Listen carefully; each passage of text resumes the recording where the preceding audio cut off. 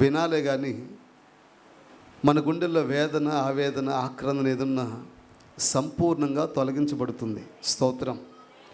దేవుని యొక్క వాక్యాన్ని మనసు పెట్టి వినాలే కానీ దేవుని కొరకు నువ్వే ఒక దివిటీగా మార్చబడతావు. దేవుని యొక్క వాక్యాన్ని నువ్వు జాగ్రత్తగా వినాలే కానీ అనేకులను మండించేటువంటి అగ్ని జ్వాలగా మార్చబడతావు. దేవుని యొక్క వాక్యాన్ని నువ్వు జాగ్రత్తగా విని ఆ ప్రకారంగా ముందుకు వెళ్ళాలి కానీ నువ్వే దేవునికి ఒక మందిరంగా మార్చబడతావు. చెప్పకూడదాం గట్టిగా ఒకసారి. కనుక అంత శ్రేష్టమైనటువంటి దేవుని యొక్క వాక్యం మనందరి చేత ఉండగా వాక్యాన్ని చాలా జాగ్రత్తగా విందాం. చాలా అద్భుతమైన విషయాలు మనం వినబోతూ ఉన్నాం. పరిశుద్ధ గ్రంథంలోంచి సమూయేలు 2వ గ్రంథం. దయచేసి సమూయేలు 2వ గ్రంథం 15వ అధ్యాయం 19వ వచనాన్ని చదువుకుందాం. రాజు గిత్తీయుడగు ఇత్తయిని కనుగొని నీవు నివాస స్థలమును కోరు, పరదేశివై ఉన్నావు, నీవెందుకు మాతో కూడా వస్తున్నావు? నీవు తిరిగిపోయి రాజు ఉన్న స్థలమున ఉండుము. చాలు. చిన్న ప్రార్థన చేసుకుందాం దయచేసి. ఇక మాట్లాడొద్దు. ప్రార్థన అయిపోయిందో అడ్డు తిరగొద్దు. ఇక తిరిగారంటే ఉందా? ఇక కళ్ళు మూసుకుందాం. మహాపరిశుద్ధుడైన మా కన్న తండ్రి, నీ ఘనమైన పాదాలకు స్తోత్రాలు. ఇప్పటి వరకు కూడా మా అందరితో మీరు మీ సంధి మాకు తోడుగా ఉంచి మీ ప్రియదాసునులు పెట్టుకొని శ్రేష్టమైన విషయాలు ఎన్నండి దినాన్ని మీరు మాట్లాడినందుకు మీ నామాన్ని ఘనపరుస్తున్నాను. వాక్యము మీది, ప్రజలు మీ వారు. మీ బిడ్డలు ఎంతో ప్రయాసకొచ్చి, వ్యయ ప్రయాసలకు వచ్చి ఈ సభలకు సిద్ధపడ్డారయ్యా. ఈ సభల్లో వచ్చిన ప్రతి బిడ్డ వాక్యపు దీవెనలు పొందుకుందురుగాక. బలపరచండి, మీ దాసుని ఎత్తిపట్టండి, ఈ ప్రాంతానికి దీవెనకరంగా చేయండి. ఇదిగో నా తండ్రి వచ్చిన దైవ సేవకులందరినీ దీవించండి. ఇదిగో మీ పక్షంగా నిలిచి మీ మాటలు అందిస్తూ ఉండగా అల్పుడు నేను నన్ను మీ సిలువు చాటును మరుగుపరిచి వాక్యం ద్వారా నీవే మా అందరితో తేటగా స్పష్టంగా మాట్లాడమని, ప్రతి బిడ్డ హృదయాన్ని బలపరిచి భద్రపరిచి దీవించమని, వాక్యపు తాకిడి వారికి అనుగ్రహించమని యేసు నామమును వేడుకొని ప్రార్థిస్తున్నాను పరమ తండ్రి. ఆమేన్. మరొకసారి స్తోత్రం చెప్దాం గట్టిగా ఒకసారి. బైబిల్లో ఎన్నో సంగతులు మనందరి కోసం ప్రభు వ్రాసిపెట్టి ఉంచాడు. ఎందుకు అవన్నీ వ్రాసిపెట్టి ఉంచాడంటే ప్రభు కొరింథీయులకు వ్రాసినటువంటి మొదటి పత్రిక 10వ అధ్యాయం 11వ వచనాన్ని చదవండి ఒకసారి. కొరింథీయులకు వ్రాసినటువంటి మొదటి పత్రిక 10:11 చదవండి. ఈ సంగతులు దృష్టాంతములుగా వారికి సంభవించి యుగాంతమందున్న మనకు బుద్ధి కలుగడానికి వ్రాయబడెను. స్తోత్రం చెప్దాం గట్టిగా. ఎన్నో సంగతులు, జరిగినటువంటి సంఘటనలు, సంభవాలు దేవుడు ఎందుకు వ్రాయించి పెట్టాడయ్యా అంటే ఈ యుగాంతమందున మనందరికీ బుద్ధి కలగడానికి. అంటే ఒకప్పుడు వారి జీవితాలు కొనసాగించినప్పుడు వారిలో ఏ లోపం ఉందో స్పష్టంగా దేవుడు వ్రాయించి పెట్టాడు. వారిలో ఘనంగా దేవుని చిత్తం చేసిన వారి పేర్లు దేవుడు వ్రాయించి పెట్టాడు. దేవుని చిత్తం చేయడానికి ప్రాణాన్ని సైతం తృణీకరించుకుని ముందుకు వెళ్ళిపోయిన వారిని పేర్లు కూడా ప్రభు రాసిపెట్టి ఉంచాడు. ఎన్నో సంభవాలు, ఎన్నో సంఘటనలు ప్రభు మనందరి కోసం రాసిపెట్టి ఉంచింది. ఏదో కథల మాదిరిగా చదువుకోవడానికి కాదు, కానీ ఈ యుగాంతమందున మనకి బుద్ధి కలగడానికి దేవుడు వాటిని వ్రాసిపెట్టి ఉంచినట్టుగా లేఖనాల్లో మనం చదువుకుంటూ వచ్చాం. స్తోత్రం. కనుక ఏ సంభవాన్ని చూస్తున్నా అందులో మన లోపం ఏదో మనం గుర్తెరగాలి. మనలో ఉన్నటువంటి వ్యక్తిగత బలహీనత ఏదో మనం తెలుసుకుని ఉండాలి. వాక్యం ద్వారా ఏది నీ జీవితంలో ఉన్నటువంటి అజ్ఞానపు దశను లేదా నడిపింపును ఖండిస్తుందో సరిదిద్దుకోవాలి. వాక్యం అందించేటప్పుడు ప్రతి విశ్వాసి వింటూ ఉండగా ప్రతి ఒక్కరూ, నేను సహితం, ఏ విధమైన లోపం మనలో ఉందో దేవుని వాక్యం మూలంగా మనకు అర్థమవుతున్నప్పుడు సరి చేసుకోవాలి. కొన్ని చోట్ల వాక్యం అందిస్తూ ఉంటే కొందరు, అమ్మ మీ పిల్లలు కూర్చోబెట్టండి, దయచేసి లేవద్దు, ఓకేనా, ఈసారి లేచారంటే ఉందే, నేను ముందే చెప్తున్నా, ఏమి అనుకోకండి, వాక్యాన్ని ఆటంకపరిచేది సాతానే అని ముందే చెప్పుకున్నాం. ఏమి తిట్టక్కర్లా, నువ్వు సాతాను సంబంధం అంటే అన్నీ నీలోనే మిక్స్ అయ్యి ఉన్నాయని అర్థం. ఆ జాలికి నీకు లేదు. వాక్యం చెప్పేటప్పుడు ఆటంకపరుస్తానంటే నెత్తురు చుక్కలో భయం లేదని చెప్పాలా. స్తోత్రం. ఎందుకు మాట్లాడడంలా? నా కుటుంబం కాబట్టి, క్రీస్తు రక్తమందు కడగబడిన బిడ్డలం కాబట్టి, ఈవేళ వేరు వేరు ఊర్ల నుంచి ఇక్కడికి వచ్చామేమో, ఒకే ఇంటికి రేపొద్దున చేరబోతున్నాం. చప్పలు కొడదాం గట్టిగా గట్టిగా గట్టిగా. దేవునికి మహిమ కలుగునుగాక. కాబట్టి వాక్యం అందించేటప్పుడు కదలొద్దు. స్తోత్రం. మంచి ఆలోచన కట్ అయిపోయింది. ఎక్కడికి వచ్చి ఆగాం? ఇప్పుడు తిమ్మనపాలెం వచ్చి ఆగాం. మంచిది. దేవుని యొక్క వాక్యం ఉన్నటువంటి ప్రతి సంగతిని జాగ్రత్తగా మనం పట్టుకోవాలి. దేవుడు వాక్యం ద్వారా మనతో మాట్లాడుతున్నప్పుడు, దైవ సేవకులు ప్రసంగిస్తున్నప్పుడు, నీ లోపాన్ని దేవుడు ఎత్తి చూపిస్తున్నప్పుడు సరిదిద్దుకోవడం చేతనవ్వాలి. కొంతమంది విశ్వాసులు అరబంధపు మేళాలు కొన్ని ఉంటాయి.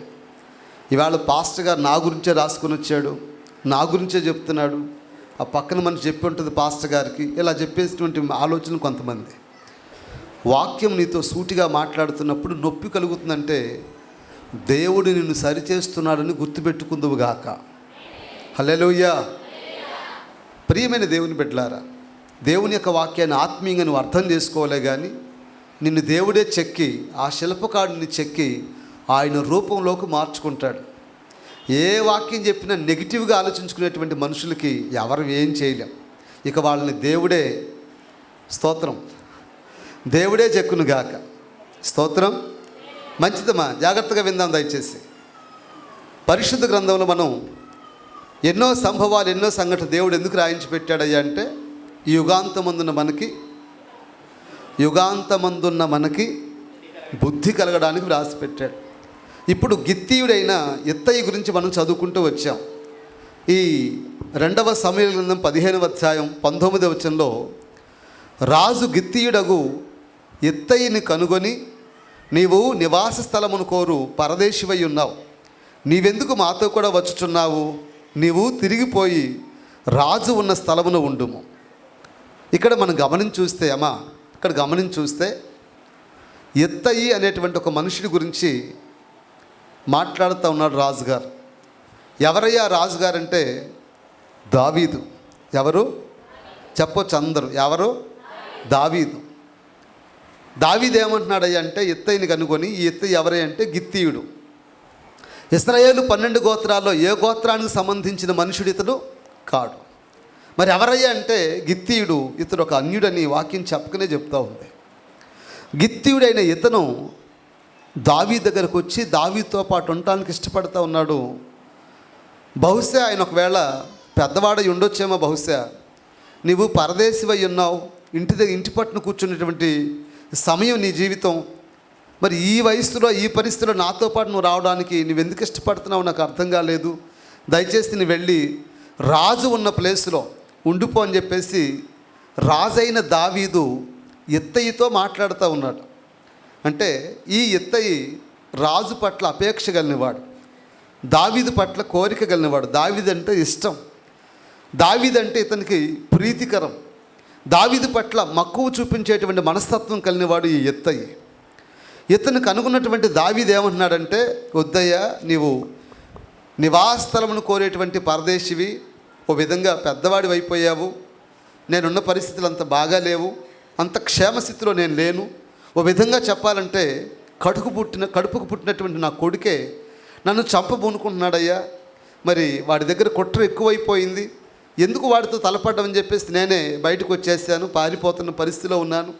ఈ పరిస్థితిలో, ఈ కష్టకాలంలో నువ్వు నాతో పాటు ఎందుకు ఉండాలనుకుంటున్నావు, నాతో పాటు ఉండటానికి అసలు నువ్వు ఎందుకు సిద్ధపడ్డావు అని చెప్పేసి ఇత్తయితో మాట్లాడుతూ ఉన్నాడు. చూడండి, అక్కడ 20వ వచనం నేను చదువుతున్నాను, 19వ వచనం దా చదువుకున్నాం. నిన్ననే వచ్చిన నీకు ఎక్కడికి పోదుమో తెలియకున్న మాతో కూడా ఈ తిరుగులాట ఎందుకు? నీవు తిరిగి నీ సహోదరులను తోడుకొని పొమ్ము, కృపాసత్యమును నీకు తోడుగా ఉండునుగా అని చెప్పగా 21వ వచనం ఇత్తయి అంటున్నాడు, నేను చచ్చినను బ్రతికినను యెహోవా జీవము తోడు నా ఏలిన వాడవను రాజువునగు నీ జీవము తోడు ఏ స్థలమందు నా ఏలినవాడు నా ఏలినవాడవును రాజువునగు నీ ఉందువో ఆ స్థలమందే నీ దాస్తునైన నేను ఉందునని రాజుతో మనవి చేసెను. అందుకు దావీదు, అలాగైతే నీవు రావచ్చునని ఎత్తయితో సెలవిచ్చెను. గనుక గిత్తీయుడగు ఎత్తయిను అతని వారందరినూ అతని కుటుంబీకులందరూ సాగిపోయిరి. దేవునికి మహిమ కలుగునుగాక. ఇక్కడ మనం జరుగుతున్నటువంటి విషయాన్ని జాగ్రత్తగా పరిశీలన చేసి చూసినట్లయితే దావీదు కష్టకాలంలో ఉన్నాడు. దావీదు క్లిష్ట పరిస్థితుల్లో ఉన్నాడు. కడుపుకు పుట్టిన కొడుకేమో చంపడానికి పూనుకున్నటువంటి దుర్దశ దావీదు జీవితంలో తటస్థించింది. ఏం చేయాలో పాలుపోని పరిస్థితి, ఎక్కడికి వెళుతున్నారో వారికే తెలియదు, ఏ ప్లేస్లో ఉంటారో వారికే తెలియదు. అర్థం కానిటువంటి పరిస్థితిలో వారు ఉన్నట్టుగా దావీదు యొక్క చెప్తున్న మాటలను బట్టి మనం చెప్పొచ్చు. నిజమే, అబ్షాలోము దావీదును చంపబూనుకుంటాడు. రాజ్య అపేక్ష కలిగినటువంటి మనుషుడు, తండ్రి పట్ల ఏమాత్రం దైవ సంబంధమైన ఆజ్ఞను నెరవేర్చేటువంటి మనుషుడు కాడు కదా. దేవుని ఆజ్ఞను ఉల్లంఘించేటువంటి పనికి మాలిన వ్యక్తిత్వం కలిగిన వాడు ఈ అబ్షాలోము. ఒక విధంగా చెప్పాలంటే ఈ అబ్షాలోము ప్రభు చెప్పినటువంటి మాట లేదా దేవుడిచ్చినటువంటి ఆజ్ఞ, నీవు నివసించుతున్న దేశంలో దీర్ఘాయుష్మంతుడు వగినట్లు నీ తల్లిని నీ తండ్రిని మాట్లాడడం, నీ తల్లిని నీ తండ్రిని సన్మానించు, అప్పుడు నీవు దీర్ఘాయుష్మంతుడు వగుదువని లేఖనంలో చాలా స్పష్టంగా, నిర్గమాకాండం 20 అధ్యాయంలో చాలా స్పష్టంగా రాయబడింది. పదాజ్ఞలో ఒక ఆజ్ఞది. అయితే తండ్రిని చంపడానికి పూనుకున్నటువంటి అబ్షాలోము, ఈ అబ్షాలోము విషయంలో మనం చెప్పుకోవాల్సిన విషయం చాలా ఉన్నాయి. కానీ ప్రస్తుతం నేను అనుకున్నటువంటి ఆలోచన ఆయన గురించి చెప్పాలని ఉద్దేశం కాదు. దావీదు యోధా గోత్రంలో పుట్టినటువంటి బిడ్డ. దావీదు కుమారుడు అబ్షాలోము. అమ్నోను ఉన్నాడు, అదోనియా ఉన్నాడు, చాలామంది కొడుకులు ఉన్నారు ఆయనకి. దానియేలు అనేటువంటి పేరు కలిగిన కొడుకు కూడా దావీదుకున్నాడు. విషయానికి వస్తే ప్రియమైన దేవుని ప్రజలారా, కడుపుకు పుట్టిన కొడుకు రాజ్య అపేక్ష కలిగిన వాడై తండ్రిని చంపడానికి పూనుకున్నాడు. అంతేకాదు, అబ్షాలోము గురించి ఆలోచన చేస్తే అహితోపెలో అనేటువంటి ఒక మనుషుడు ఉంటాడు. అతను వచ్చి, మీ నాన్నగారిని చంపేస్తాను, 12,000 మంది సైన్యాన్ని నాకు అప్పగించేసేయి, లేపేస్తాను మీ నాన్నని, రాజ్యం నీ సుభిక్షం నీ చేతికి వచ్చేస్తుంది, ఇక నువ్వు పట్టాభిషేకం చేసుకోవచ్చు, ఇదంతా నీవే పరిపాలన చేయొచ్చు అని చెప్పి సలహా ఇస్తాడు ఆయన. నిజంగా ఆ మాట మీతో కనుక చెప్తే, మీ నాన్నను లేపేద్దాం, ఆస్తి అంతా మీ సొంతం అవుద్ది అనే మాట ఎవరైనా చెప్పారనుకోండి, ఎంతమంది సమ్మతిస్తారు దానికి? మాట్లాడడంలో మౌనం అంగీకారమేనా? మీ నాన్నను లేపేయడానికి సిద్ధపడ్డ బ్యాచ్యా మీరు? కాదు కదా. అట్లా కాదయ్యా అన్నోళ్ళు స్తోత్రం చెప్పండి. ఎట్లా కాదు? మా నాన్నను లేపేసేవాళ్ళం కాదు అనే కదా మీరు చెప్పింది. ఇప్పుడు కాదు లేపేస్తూ ఉంటారా? ఉన్నారు కొంతమంది ఈరోజు కూడా ప్రబుద్ధులు. నాకు ఇప్పటికే పెళ్ళయ్యి నా పిల్లలు పెళ్ళిడికి వచ్చారు, మా నాన్న ఆస్తి పంచలేదు, మా నాన్న తొందరగా జ్ఞాపకార్థ కూడా పెట్టాలి, ఆయన ఇంకా చచ్చిపోలేదు అని ఎదురు చూసేవాళ్ళు లేకపోలేదు. అయ్యలారా, అక్క చెల్లారా, దయచేసి జన్మనిచ్చిన అమ్మా నాన్న రుణం మనం తీర్చలేం. నేను తీర్చాను అనుకున్నవాడు ఉంటే వాడు అవివేకం చెప్పాలంతే.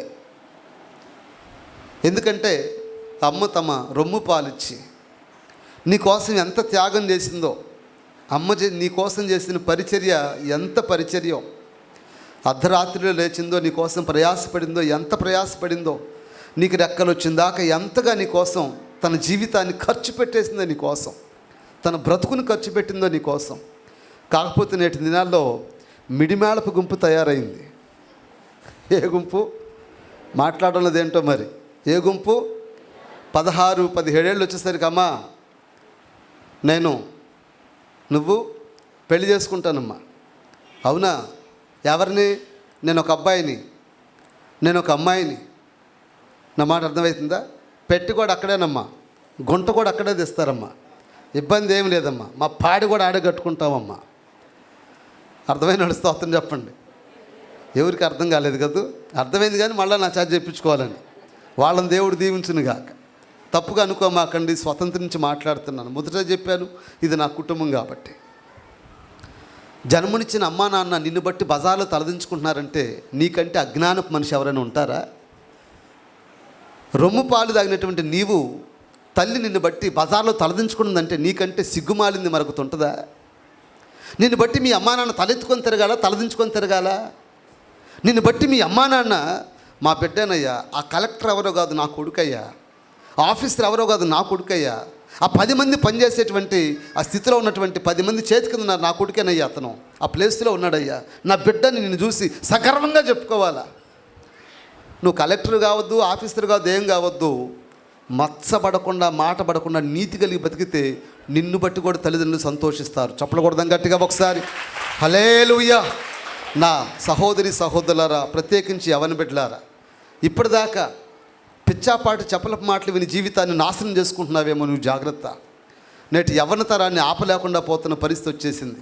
ఓ విధంగా ఈ యవ్వన తరం దేవుని కోసం నిలబడితే భారతదేశాన్ని ఏనాడో దేవునికి అప్పగించేవాళ్ళం. చెప్పకూడదాం గట్టిగా ఒకసారి హల్లెలూయా. నేటి దినాల్లో ఈ మధ్య న్యూస్ ఒకటి వచ్చింది.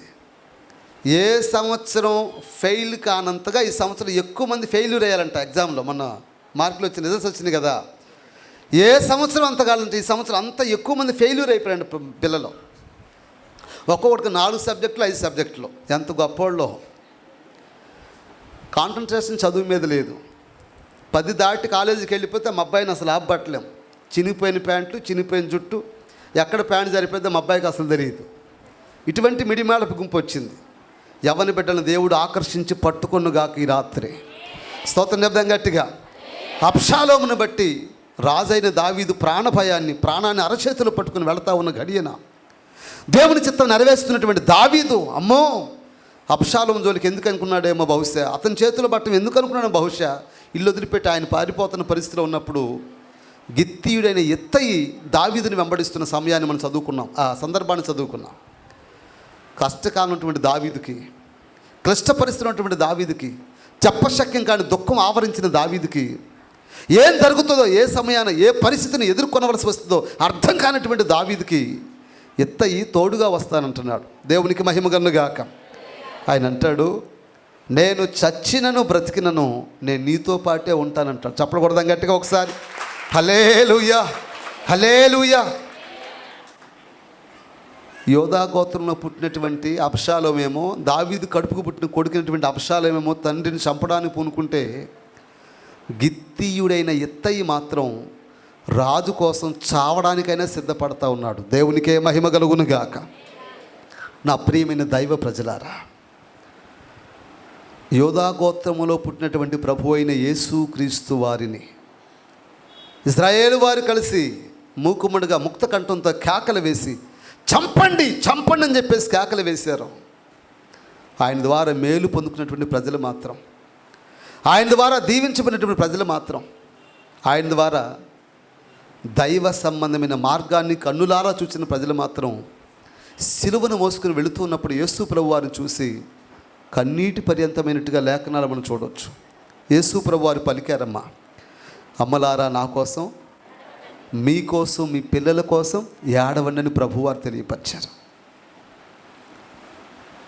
ఏ గోత్రంలో పుట్టాడో, ఏ ప్రజల్లో పుట్టాడో, ఏ ప్రజల క్షేమం కోసం పుట్టాడో వారు అంగీకరించలేదు. కానీ ఈ రోజున అన్యులు అంగీకరించి, అన్యులైన వారు క్రీస్తునందు విశ్వాసం ఉంచి దేవుని పని చేయడానికి వారు వంతు వారు దూసుకుని వెళ్ళిపోతూ ఉన్నారు నేటి దినాల్లో.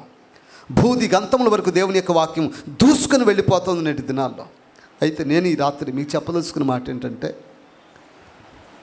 సంఘములో క్రీస్తు రక్తమందు కడగబడినటువంటి నీవు, దేవుని యొక్క వాక్యాన్ని తీసుకున్నటువంటి నీవు, దేవుని యొక్క నామ మహిమార్థమే బ్రతకాల్సినటువంటి నీవు ఎత్తయిలాగా జీవితాన్ని కొనసాగిస్తున్నావో, లేకపోతే అబ్షాలోము వలె లోకము ఏ తలంపుల చేత నింపబడిందో, ఏ నీచత్వం చేత నింపబడిందో ఆ నీచత్వంతో నింపబడ్డావో ఒక్కసారి నువ్వే పరీక్షించుకో.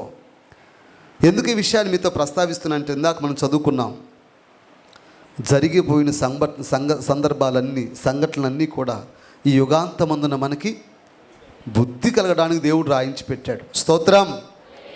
ఒక గిత్తీయుడై ఉండి దేవుని యొక్క నామ మహిమార్థమై రాజైన దావీదు కోసం చావడానికే సిద్ధపడ్డాడు. స్తోత్రం. చెప్దాం గట్టిగా హల్లెలూయా, హల్లెలూయా. అంత మాత్రమే కాదు, సమూయేలు 2వ గ్రంథం 11వ అధ్యాయం 6వ వచనాన్ని చూడండి ఒకసారి. వసంతకాలమున 6వ వచనం అదేనమ్మా. దావీదు ఆ, హిత్తీయుడగు ఊరియాను నా యొద్దకు పంపమని దూత ద్వారా యోవాబుతో ఆజ్ఞ ఇచ్చెను. స్తోత్రం గట్టిగా.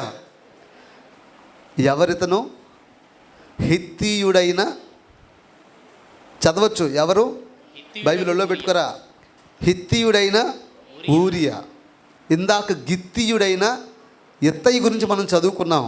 ఇప్పుడు హిత్తీయుడైన ఊరియా గురించి చదువుకుంటున్నాం. అంటే ఇతను కూడా రాజుతో పాటు సైన్యంలో ఉన్నవాడే, కానీ ఇజ్రాయేలు మాత్రం, ఇజ్రాయేల్ 12 గోత్రాల్లో ఏ గోత్రానికి సంబంధించిన మనుషుడు మాత్రం కానే కాదు. ఇతను గురించి రాజైన దావీదు ఒక దూతను పంపించి ఊరియాని ఇంటికి పంపించు అని చెప్పేసి మాట్లాడతాడు.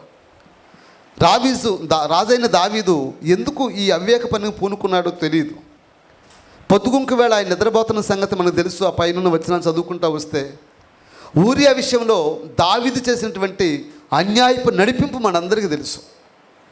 వాస్తవంగా బైబిల్లో రాయబడింది, నీ పొరుగువాని ఎద్దునైనను గాడిదనైనను పొరుగువాని భార్యనైనను మరి దేనినైనను నీవు ఆశింపవద్దని లేఖనాల్లో రాయబడింది.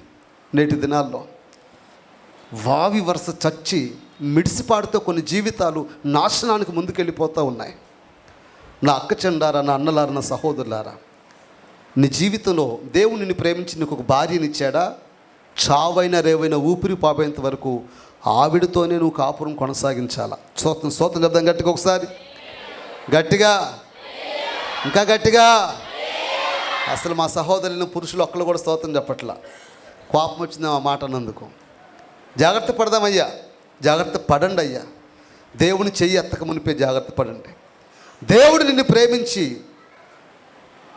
ఆయన ప్రణాళికలో నీకు ఒక స్త్రీని భారీగా నీకు అప్పగించిన తర్వాత చివరి శ్వాస విడిచేంత వరకు నీ కాపురం, నీ జీవితం ఆవిడతోనే కొనసాగాల.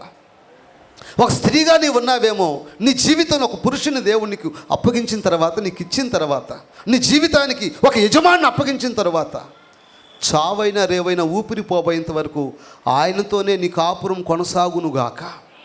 స్తోత్రం చెప్దాం గట్టిగా. కొన్ని ఉంటే దాన్ని పిచ్చి కుక్కలు కొన్ని తిరుగుతూ ఉంటాయి.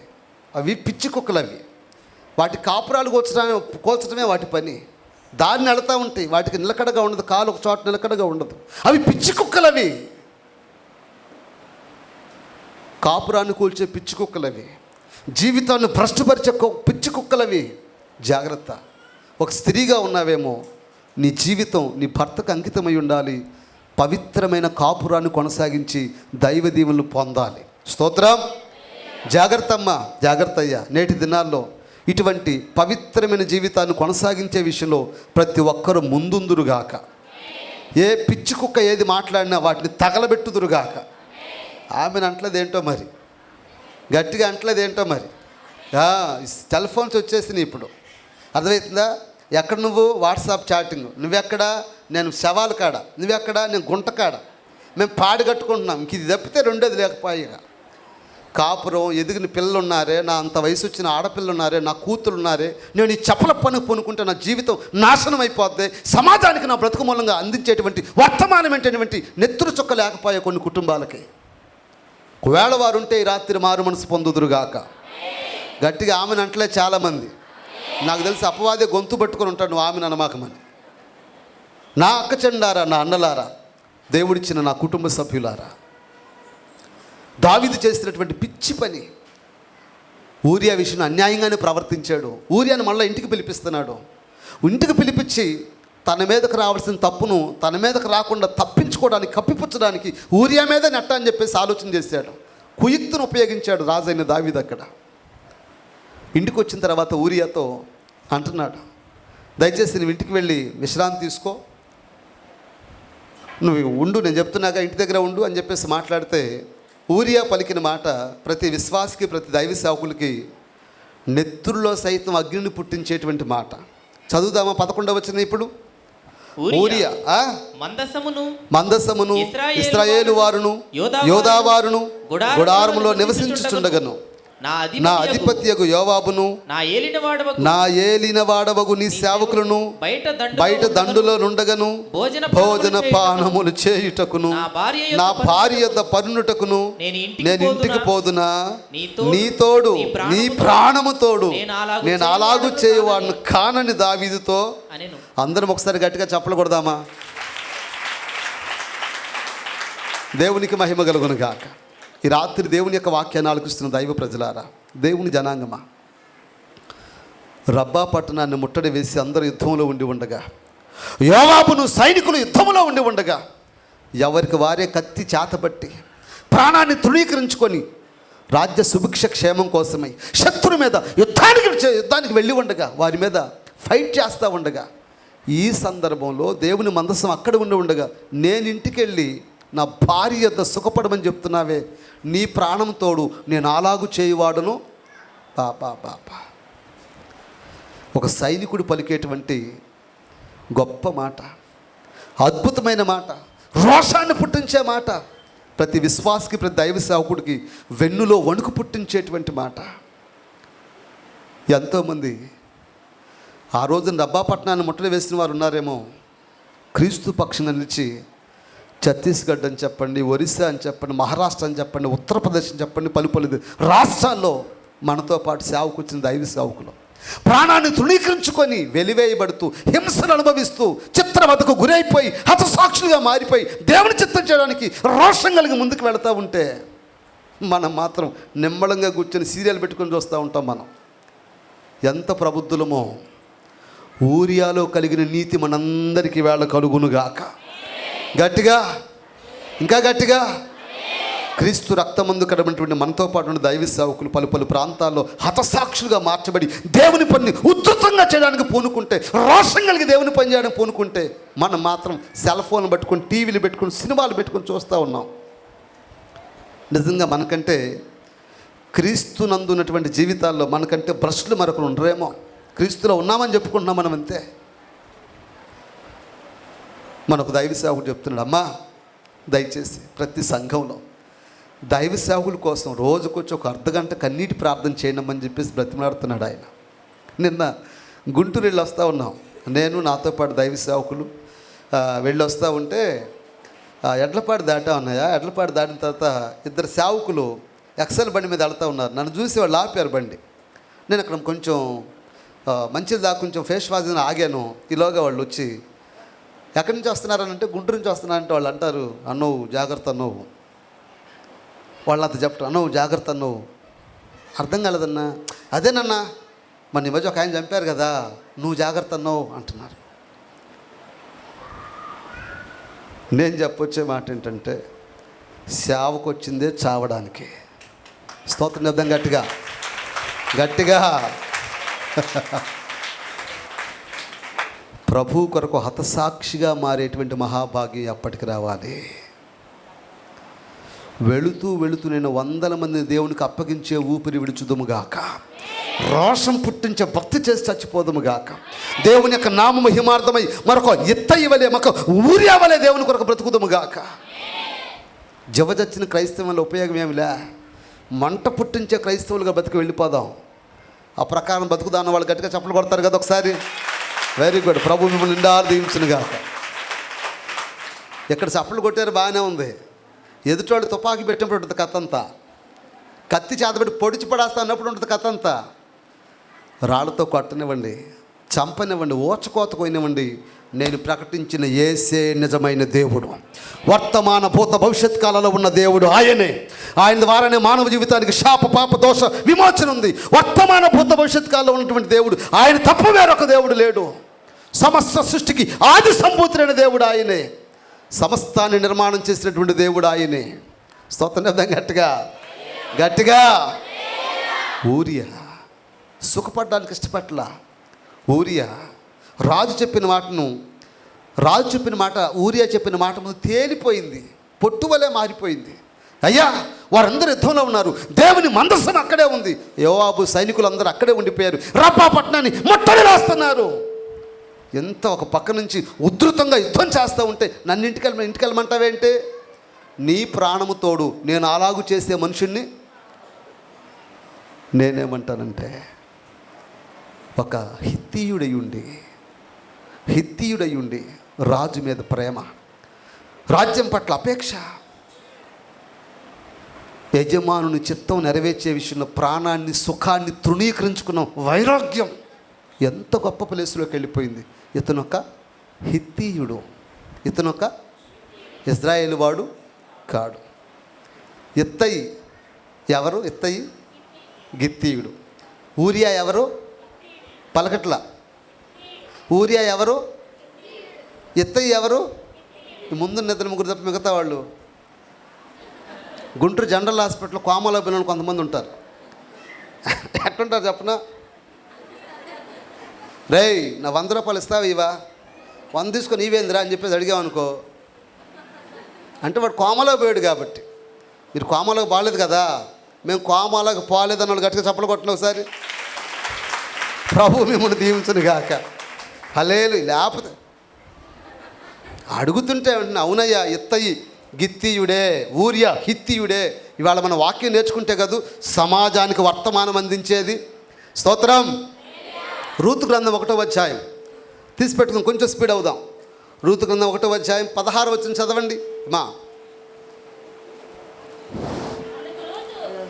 అందుకు రూతు, నా వెంబడి రావద్దనియు నన్ను విడిచిపెట్టుమనియు నన్ను బతిమాలు కొనవద్దు. నీవు వెళ్ళు చోటకే నేను వచ్చేదను, నీవు నివసించు చోటనే నేను నివసించేదను. నీ జనమే నా జనము, నీ దేవుడే నా దేవుడు. 17 నీవు మృతి పొందు చోటను నేను అక్కడనే స్తోత్రం గట్టిగా తప్ప మరి ఏదైనను నిన్ను నన్ను ప్రత్యేకించిన ఎడల యెహోవా నాకు ఎంత కీడైన చేయును గాక. దేవునికే మహిమ కలుగును గాక. ఎవరి మాట పలికింది? మా మాట్లాడలా. ఎవరి మాట పలికింది? రూతుమ్మ. రూతుమ్మ ఏ జాతికి సంబంధించిన మనిషి? ఇజ్రాయెల్ 12 గోత్రాలు ఏ గోత్రానికి సంబంధించిన మనిషి? ఎవరు చెప్తారు? ఆడపిల్లలు. ఇశ్రాయేలు 12 గోత్రాల్లో ఏ గోత్రానికి సంబంధించిన స్త్రీ ఈవిడ? ఆడపిల్ల ఎవరు చెప్తారు? అయ్యా, ఇప్పుడే కొండ తినొచ్చాం, ఇప్పుడు మమ్మల్ని అడగమాక, అడిగినా మేము చెప్పే కోవలో ఇంతవరకు అసలు రూతమ్మ ఎవరో, అసలు ఏ జాతి సంబంధించిన మనిషో మనం మాట్లాడలేకపోతే ఎలాగండి అమ్మా? అంజులారే ఎవరావిడ? తెమ్మనపాలెం మనిషా, మేదరమెట్ల మనిషా? ఆ మాట ఇందాక అనొచ్చుగా. ఎవరావిడ? మోయాబురాలు. దేవునికి మహిమ కలుగును గాక. ఒక మోయాబురాలు ఇజ్రాయేలు స్త్రీతో, నయోముతో మాట్లాడుతున్న మాట. నయోమి మాట్లాడింది, నా కొడుకులు 2 చచ్చిపోయారు, నా భర్త కూడా చనిపోయాడు, నేను మరలా ఇప్పుడు పెళ్లి చేసుకుని మీకు పురుషుల్ని ఇచ్చేటువంటి స్థితిలో నేను లేను. దయచేసి మీరు వెళ్ళి, తన కోడలు చెప్తున్న మాట, మీరు వెళ్ళి వివాహం చేసుకుని మీ జీవితాలు చక్కగా కొనసాగించమని చెప్తే వార్ప ముద్దు పెట్టుకొని వెళ్ళిపోయింది నయోమిని విడిచిపెట్టి. రూతు అంటుంది, నన్ను దయచేసి అలా వెళ్ళపమ్మని బతినాడుకోవద్దు. నీ దేవుడే ఏ శ్రమైనా, ఏ కష్టమైనా, ఏ శ్రమ వచ్చినా, ఏ విపత్తు వచ్చినా, ఏ ఇబ్బంది వచ్చినా, మరి ఏ ప్రాణం పోయే పరిస్థితి వచ్చినా నిన్ను వదిలిపెట్టి మాత్రం నేను పోయేదానను కాను. భర్త చనిపోయాక అత్తతో జీవితాన్ని అంటి పెట్టుకొని బతకటానికి, అత్తమ్మని తల్లిగా చూసుకునే ప్లేస్ ఉన్నటువంటి ఈ తల్లి ఏమాత్రం కుటుంబాన్ని అక్కడ వదిలిపెట్టిపోవడం ఇష్టం లేక ప్రాణాన్ని, తన జీవితాన్ని తృణీకరించుకొని అత్తతోనే జీవితాన్ని కొనసాగించడానికి ఇష్టపడిన స్త్రీ మోయాబు అనేటువంటి రూతు. దేవునికి మహిమ కలుగును గాక. బైబిల్లో ఒక అన్యురాలి పేరు మీద వ్రాయబడిన గ్రంథం ఏదైనా ఉందంటే రూతు గ్రంథమే. చెప్పలకూడదాం గట్టిగా ఒకసారి. దేవునికి మహిమ కలుగును గాక. ఆవిడ ఏమంటుంది అంటే, దయచేసి నన్ను వెళ్ళిపోమని నువ్వు అనొద్దు, నన్ను వెళ్ళిపోమని నువ్వు బ్రతిమాలుకోవద్దు. నీ దేవుడే, నువ్వెక్కడ పాతి పెట్టబడతావో అక్కడే పాతి పెట్టబడతాను, నేను కూడా చచ్చిపోతా అక్కడే. ఒకవేళ నిన్ను వదిలిపెట్టి వెళ్ళిపోతే దేవుడే నాకు గొప్ప అపాయము. ఆవిడే మాట్లాడుతున్న మాట. మీకు తెలుసా, బైబిల్లో 7 కుమారులతో పోల్చబడినటువంటి గొప్ప స్త్రీ ఎవరున్నారు బైబిల్లో? మీకు తెలిసి బైబిల్లో ఆడపిల్ల ఎవరని చెప్పొచ్చా? ఎవరైనా చెప్పొచ్చు. 7 కొడుకులతో సమానమమ్మా ఫలానా. ఎవరావిడ? ఎవరు చెప్తారు? హన్నానా? మరియమ్మ తల్లి? ఎవరో పోకుండా అంటున్నారు. ఎవరు చెప్తారు? ఎవరు మాట్లాడలేదేంటి?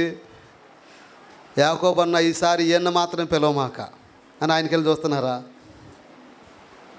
చూడండి, ఇదే రూతు గ్రంథం ఒక్క పేజీ తీయండి, 4వ అధ్యాయం 15వ వచనం చదవండి.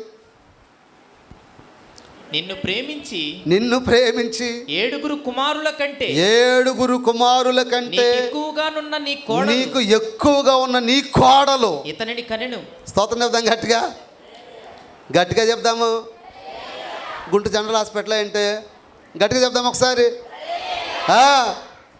7 కొడుకులతో సమానమైంది రూతు అనేటువంటి కోడల పిల్ల. చప్పలు కొడదాం గట్టిగా ఒకసారి. దేవునికి మహిమ కలుగునుగాక. నీ దేవుడే నా దేవుడు, నువ్వు పాతి పెట్టబడిన చోట నేను పాతి పెట్టబడతా.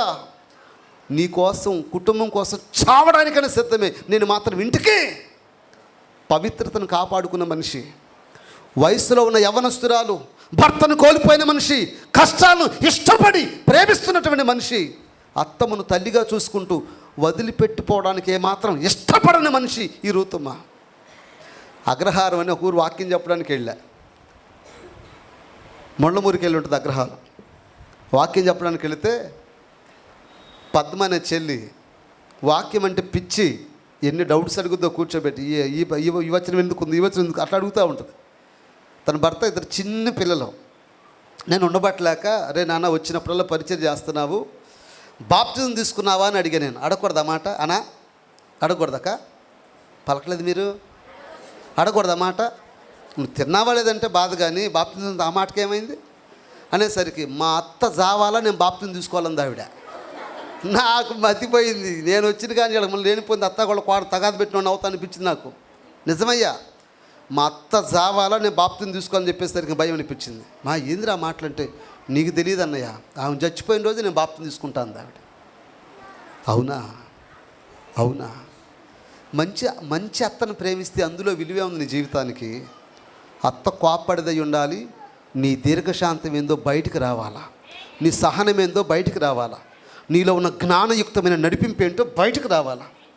అత్త తిట్టని, ఏదైనా దూషించిన ఏదైనా మాటని నీ ఓర్పు చేత నీ అత్తను దేవునికి అప్పగించుకుందువుగాక. గట్టిగా మీరు అంటారు కదా, మా అత్త చస్తే అని అంటారు కదా. అత్త చచ్చే కాడు నువ్వెందుకు చర్చికి రావడం? ఏడవనా? అత్త కంటే నువ్వు ముందు పోతే దిక్కేంటి నీ బతుక్కి? చాలామందికి నోరు అస్సలు, ఆడపిల్లకి అస్సలు కుదరదు. మూసి పెడతా ఉంటే లేచి వస్తూ ఉంటారంట వాళ్ళు. వాళ్ళని దేవుడు దీవించునుగాక. నా అక్క చెండారా, నా ప్రియమైన దేవుని పెట్టలారా, మోయాబీల్లో పుట్టేటువంటి రూతు దేవుని సన్నిధికి వచ్చిన తర్వాత బాధ్యతలో ముందుంది, ప్రవర్తనలో ముందుంది, దైవికంగా ముందుంది. అత్త విషయంలో ఎంత బాధ్యత ఉందో 7 కుమారుల కంటే గొప్పదిగా పేరు తెచ్చుకుంది. నేటి దినాల్లో మనలో ఉన్నటువంటి ఒక దౌర్భాగ్యపు నడిపింపు ఏంటంటే, అనా అబ్బాయి పుట్టేటట్టు ప్రార్థన చేసిన, ఎవరు పుట్టేటట్టు? అమ్మాయి వద్దా? ఆడపిల్లలు కూడా కొంతమంది అన్నా, ఒక అబ్బాయి ఒక అమ్మాయి చాలన్నా. నెక్స్ట్ అమ్మాయి పుట్టితే అమ్మాయి పుట్టింది అనుకో, నెక్స్ట్ అబ్బాయి పుడితే చాలన్నా. అవునా? అంటే నీ చేతిలోనే ఉందా అంతా? ఏం మాట్లాడడం లేదు. నీ చేతిలో ఉందంతా. కొంతమంది అత్తమ్మోళ్ళు కూడా మాయి గుంపు కొంతమంది ఉంటారు కండి. మాయ్ రై మళ్ళీ రెండోసారి కూడా కూతురే పుట్టిందిరా, పంపించే వాళ్ళ ఇంటికి. ఎవరింటికి? ఇట్లాంటి అత్తలను దేవుడు బండకేసి బాది ఉతికి మారు మనసు ఇచ్చునుగాక. గట్టిగా, ఇంకా గట్టిగా. కొంతమంది ఆమెను అంటలా, అట్లాంటి వాళ్ళు ఉన్నారేమో ఇక్కడ. ఏం రోగం ఆమెను అంటానికి నీకు? దేవునికి మహిమ కలుగుగాక. అయినా ఓ పెద్ద ఆయన మాట నాకు బాగా ఇష్టమైన, రేయ్ నాన్న బాబు, ఆడపిల్ల పుడితే టెన్షన్ కాదురా, 10 సన్స్తో సమానం ఉన్నాడు ఆ పెద్ద ఆయన. అంటే టెన్షన్ కాదు, 10 సన్స్తో సమానం. నీకు కూతురు పుడితే పెంచటం ఆ దమ్ము నీకు ఉండాలే కానీ 10 మంది కొడుకులతో నీ కూతురు సమానం అంట. చప్పలు కొడదాం గట్టిగా, గట్టిగా. కొంతమంది ఏంటో మరి ఆడపిల్ల పుట్టింది అనగానే కందిరగలు కుడితే ముఖం పెడతారు చూడండి. ముఖం ఇంతలా ఉంటుంది, అది ఏనుగు ముఖం పెట్టినట్టు పెడతారు కొంతమంది. వాళ్ళకి వాళ్ళ మారు మనసు ఇచ్చును గాక, గట్టిగా. మరో రూతుమును కందురుగాక. స్తోత్రం చెప్దాం గట్టిగా. హల్లెలూయా. నా ప్రియమైన స్నేహితులారా, దైవ ప్రజలారా, అన్యుడైన ఇత్తయి రాజు కోసం చనిపోవడానికి ఇష్టపడ్డాడు.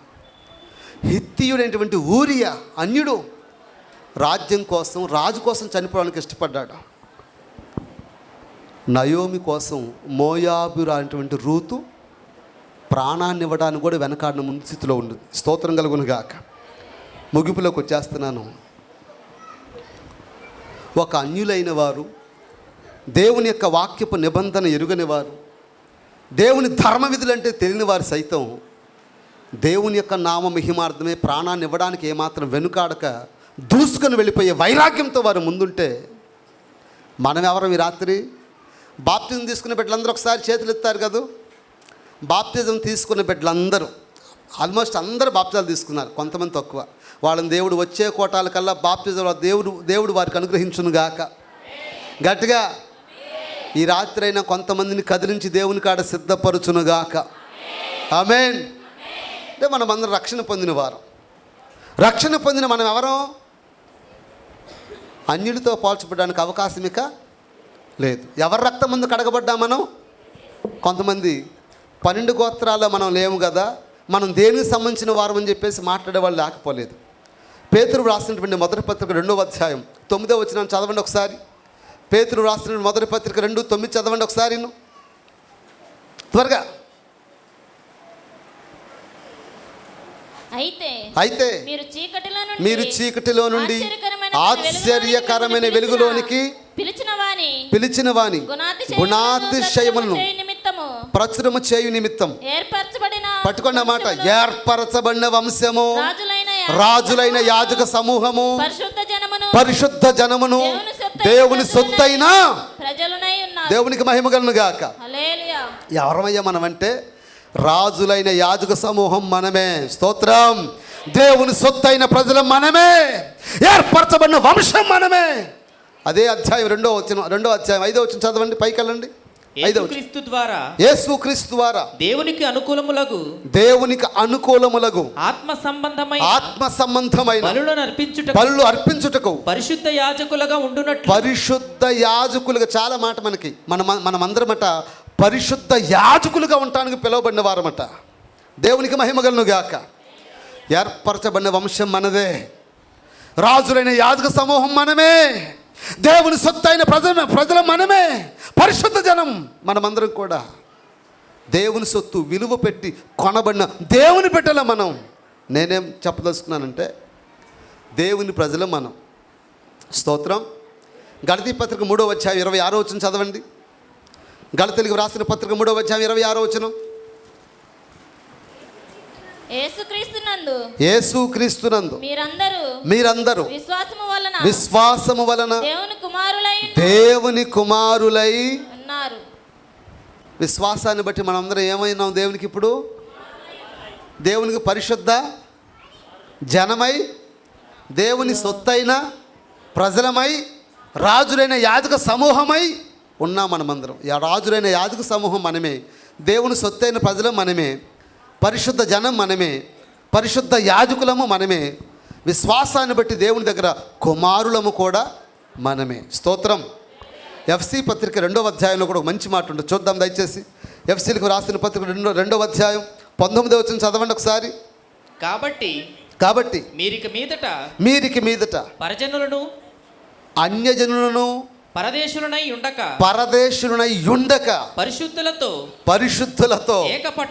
పట్టుకోండి, ఏక పట్టణస్థులను దేవుని ఇంటివారునై దేవునికి మహిమ కలుగును గాక.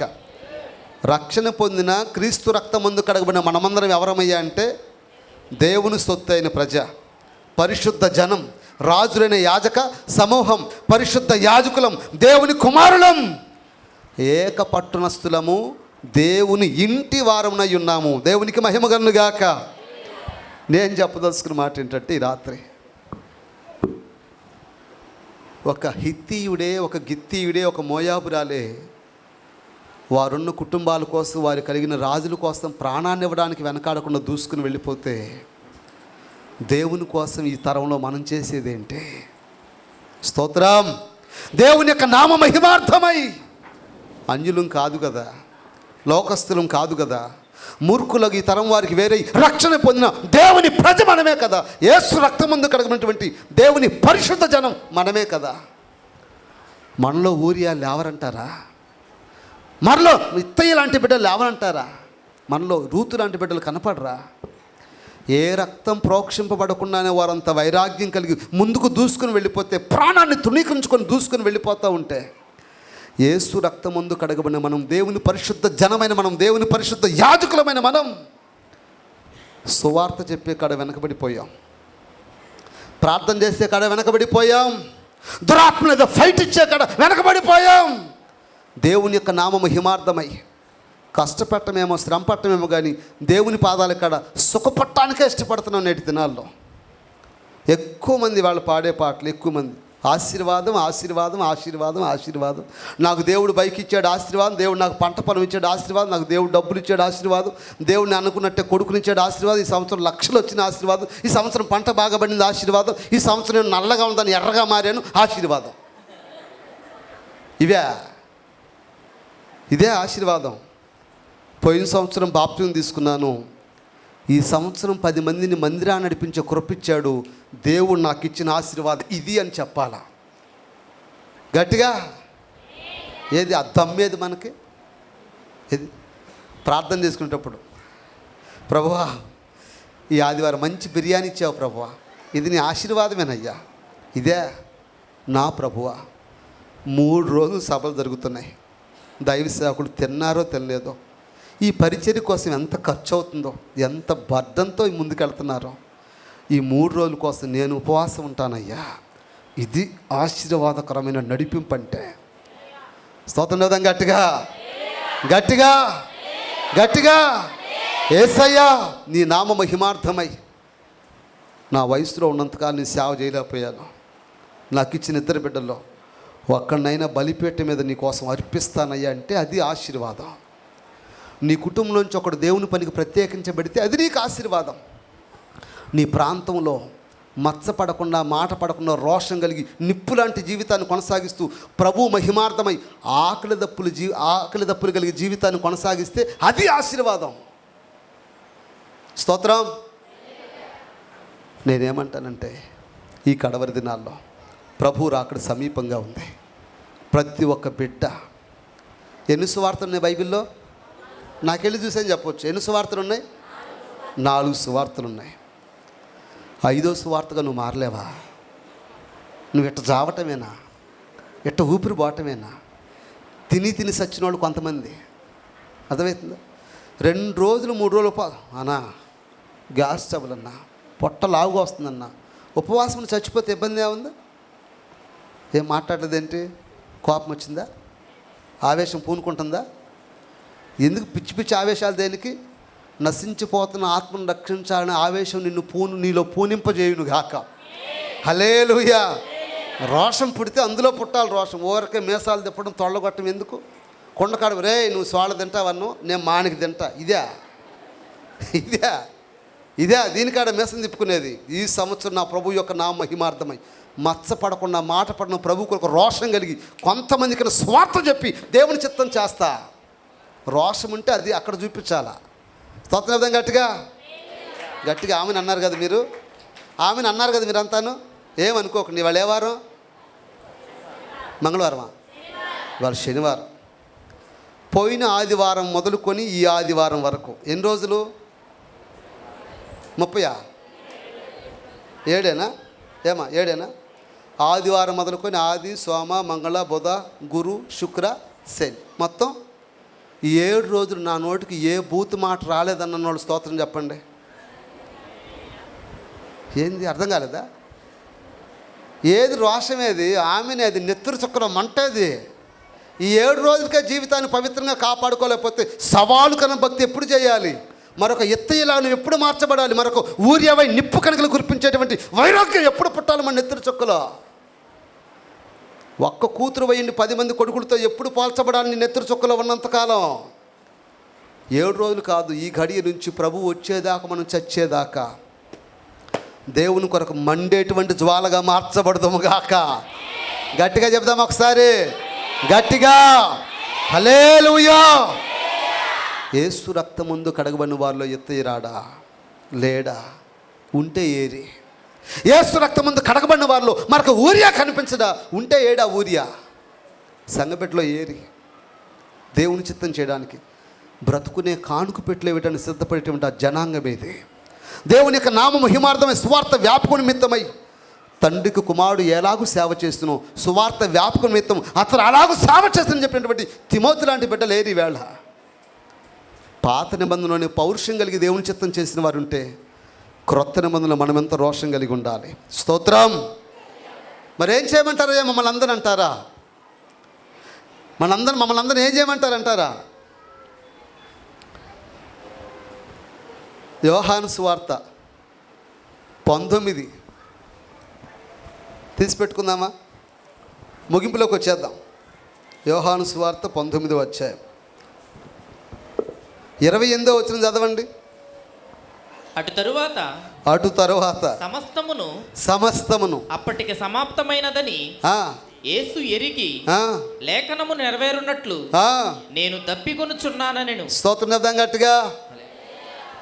ఏమంటున్నాడు ఆయన? ముగింపులోకి వచ్చేసాం. ఈ ఒక్క మాట చెప్పేసి ముగిచ్చేస్తాం. సరిగ్గా ఇంకా 10:15కి ముగిచ్చేయాలి కదా అని, అంతే కదా? 10:15కి ఓకేనా?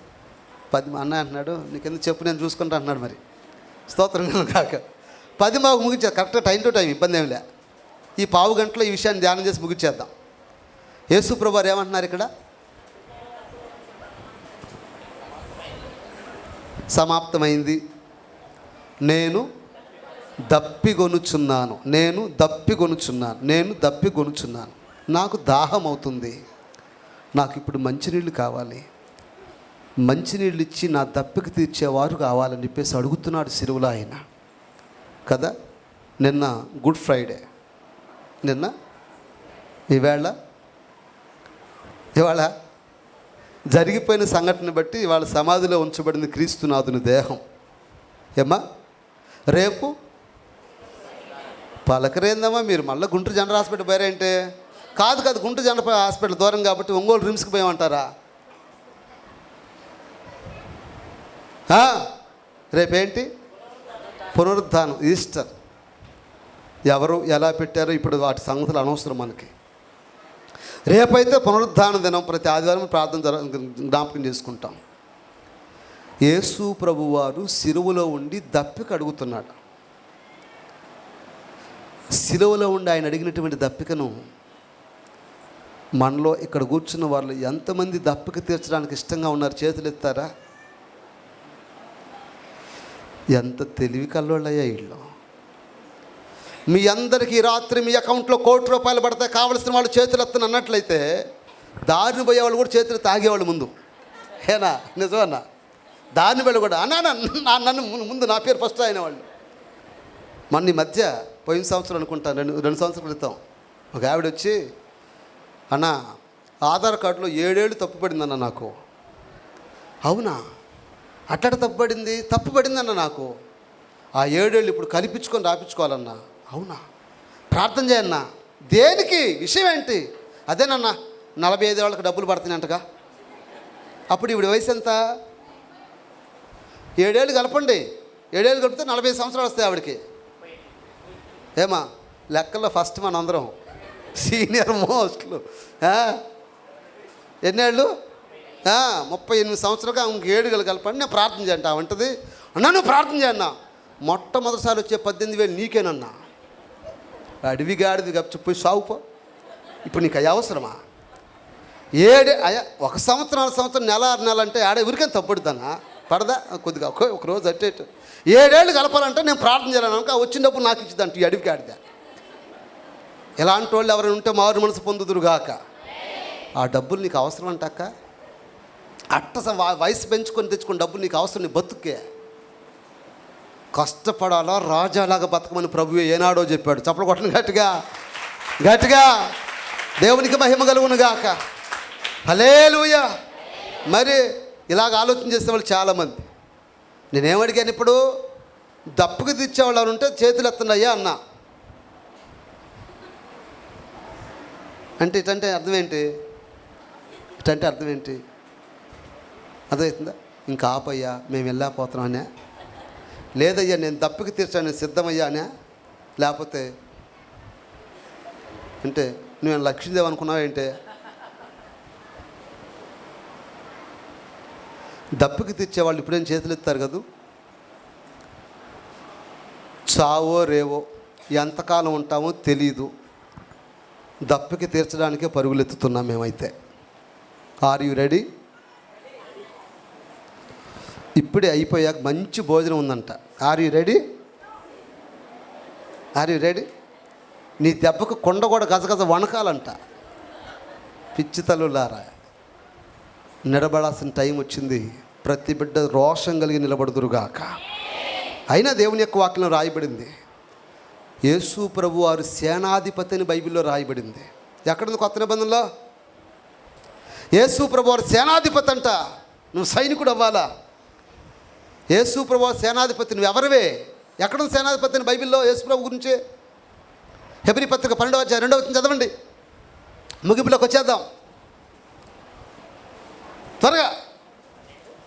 అమ్మ బైబిల్ దీవా అక్క, పెద్దక్క బైబిల్ దీవా తీ. 12వ అధ్యాయం 2వ వచనం హెబ్రీ పత్రిక. మనము కూడా ఆవరించి ఉందన్న మనము కూడా ప్రతి భారమును సులువుగా చిక్కులు పెట్టి పాపమును విడిచిపెట్టి విశ్వాసమునకు కర్తయు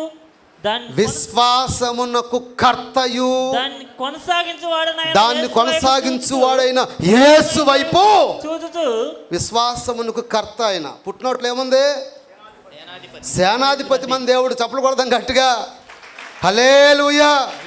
సేనాధిపతి అని దేవుడు మనం అడుగుతున్నాడు. ఇప్పుడు దప్పికి తెచ్చేవాళ్ళు ఉంటే రాండి ఆయన అని చెప్పి పిలుస్తున్నాడు ఆయన. నేను దప్పికొనుచునని చెప్పేసి మాట్లాడుతున్నాడు ఆయన. ప్రభు చిత్తమైతే దప్పిక అనే మాట ఈసారి ఇప్పుడు నేను ప్రభు అవకాశం ఇస్తే జ్ఞాపకం చేసుకుందాం. దప్పిక దాకా అక్కర్లేదండి. శిలువ మీద దేహం ఉంది, దింపడానికి మనుషులు కావాలండి. మార్కు సువార్త 15వ అధ్యాయం 43 వచ్చి చదవండి. మార్కు సువార్త 15:43 చదవండి.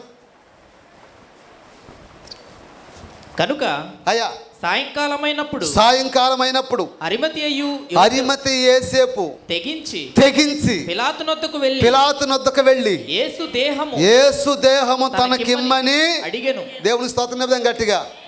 యేసు ప్రభు అంటేనే ఓచకోత కోసే రోజు అది. యేసు ప్రభు అంటేనే రాళ్లతో కొట్టబడే భయంకరమైన దుర్భర పరిస్థితి. యేసు ప్రభు పేరెత్తైన ప్రాణాన్ని దాచిపెట్టుకు పరిగెత్తున్నారు మనుషులు. 12 మంది శిష్యులు ఎక్కడున్నారో తెలియదు. యేసు ప్రభు దగ్గరికి దెయ్యాలు వెళ్ళగొడుచుకొని వచ్చిన వాళ్ళు చాలామంది ఉన్నారు. ఓత చేయగలవాడు వచ్చాడు. మూగోళ్ళు వచ్చారు, అక్కడ ప్రార్థన చేయించుకున్నారు. ఎంతోమంది స్వస్థపడ్డారు, ఎంతోమంది బాగుపడ్డారు. 5,000 మంది పురుషులే తిన్నారంట. 5 రొట్టెలు 2 చేపలు. వాళ్ళు మాత్రమే కాక ఇంకా స్త్రీలు పిల్లలు ఎంతోమంది నుంచి 20,000 మంది పైన తిన్నారు. వాళ్ళు ఎవరు రాలేదు అక్కడ. శిలువ మీద దేహం ఉంది. పిలాతు కాడికి వెళ్ళి అడగాలి, గవర్నర్ కాడికి వెళ్ళి అడగాల. గవర్నర్ అంటే చిన్న విషయం ఏంటి? పోలీస్ స్టేషన్ కాడికి వెళ్ళి చిన్న పర్మిషన్ చేద్దామంటేనే గజగజ వణుకుతాం మనం. గవర్నర్ కాడికి వెళ్ళి మాట్లాడాలి. ఇప్పుడు రోమా గవర్నర్ అయిన పిలాతు గారు యేసు దేహము తనకిమ్మని అడగటానికి అరిమతి యేసేపు తెగించి వెళ్ళి ఆ దేహం మాకు కావాలని చెప్పేసి అడుగుతాడు ఆయన. దేవునికి మహిమ కలుగునుగాక. అరిమతి యేసేపులు లేచుదురుగాక. ఎత్తయి లాంటి బిడ్డలు లేచుదురుగాక. ఊరియా వంటి బిడ్డలు లేచుదురుగాక. ప్రతి బిడ్డ నశించిపోతున్న ఆత్మల కోసం పరితపించి రోషం కలిగి నడుము కట్టుకుందురుగాక. జాగ్రత్త. ఈ సంవత్సరం రాబోయే సంవత్సరం ఎలా ఉంటుందో తెలీదు. ఎన్ని కష్టాలు వస్తాయో, ఎన్ని శ్రమలు వస్తాయో. ప్రస్తుతం మనమందరం కూడా ఏ కాడికి ఆశీర్వాదాలు, లేకపోతే ఇంకోటి ఏదైనా డబ్బు, లేకపోతే ఏ కాడికి ఆశీర్వాదాల పరంపరలో కొట్టుకొని పోవడం తప్పితే రోషం కలిగి నిప్పు కనుక మారే రోషం పుట్టకపోయా మనకే. ప్రార్థనకు వచ్చాం, రోగం తగ్గింది. ప్రార్థనకు వచ్చాం, తుమ్ములు ఆగినాయి. ప్రార్థనకు వచ్చాం, మొన్న కాలం చెప్తుంది. మొన్న ప్రార్థన చేయడానికి వెళ్ళిందంట. ఆవిడ కొనుక్కుందంట డబ్బా, 200 రూపాయలు పెట్టి కొనుక్కుందంట. మామూలుగా ఆ డబ్బా మరి 50 రూపాయలు ఉంటుందేమో, అక్కడ పోయి అక్కడ 200 రూపాయలు పెట్టి కొనుక్కుందంట కొబ్బరి నూనె డబ్బా. ఇంటికి వచ్చాక తలకు రాసుకుందంట, తెల్ల జుట్టు అంతా పోయి నల్ల జుట్టు వచ్చిందంట ఆవిడకి. మాయి గుంపు కాకపోతే. స్తోత్రం అర్థం గట్టిగా. కొంతమందికి ఏం అర్థం కావట్లేదు పాపం. నీ తెల్ల జుట్టు నల్ల జుట్టుగా మారాలి ఇప్పుడు, నీకు అవసరమా? మన 55 ఏళ్ళ మనిషి, నాకు బుట్టలు కావాలని చెప్పేసి మొగుడు మీద తగాదు పెట్టుకుందామా? దయచేసి నేను వెక్కిరించడానికి నవ్వించడానికి మాట్లాడడంలా, ఈ కడవరి దినాల్లో యేసు రక్తమందు కడగబడిన ఇత్తయివలే ప్రభువుని వెంబడించుదువుగాక. ఈ కడవరి దినాల్లో యేసు రక్తమందు కడగబడినటువంటి ఊరియా ఎలా బతికాడో అలాగని బతికే ఊరియాగా నువ్వు మార్చబడదువుగాక. ఈ కడవరి దినాల్లో మరో రూతుమై క్రీస్తునాథుని వెంబడించుదువుగాక. చెప్పిన 3 వ్యక్తులు ప్రాణాన్ని తృణీకరించుకున్న వారే కానీ ఏమాత్రం సుఖాన్ని కోరుకున్న మనుషులు, సౌలభ్యతను కోరుకున్న మనుషులు, లోకానుసారంగా దీవెను కోరుకున్న మనుషులు కానే కారు. అసలు నేను ఒక మాట చెప్తాను, దేవుని యొక్క వాక్యాన్ని కలిగి ఉండటమే గొప్ప ఆశీర్వాదం మనకి. స్తోత్రం, హల్లెలూయా. యేసు రక్తమందు కడగబట్టమే గొప్ప ఆశీర్వాదం. శాప పాప దోషాలకు క్షమాపణ దొరకటమే మన బ్రతుకులకు గొప్ప ఆశీర్వాదం. దేవునికి మహిమ కలుగును గాక. నశించిపోతున్న ఆత్మ మధ్య దేవుని కొరకు వెలుగు దివిటిగా మండటమే గొప్ప ఆశీర్వాదం. ఏవేవో అందరూ ఆలోచించండి, మీరు ఆలోచించకండి. ఈ రాత్రి ప్రార్థనకు వచ్చి నువ్వు ముగింపులో ఇంటికి వెళ్ళిపోతున్నావు. మనమందరం కూడా ఎలా వెళ్ళిపోబోతున్నావు?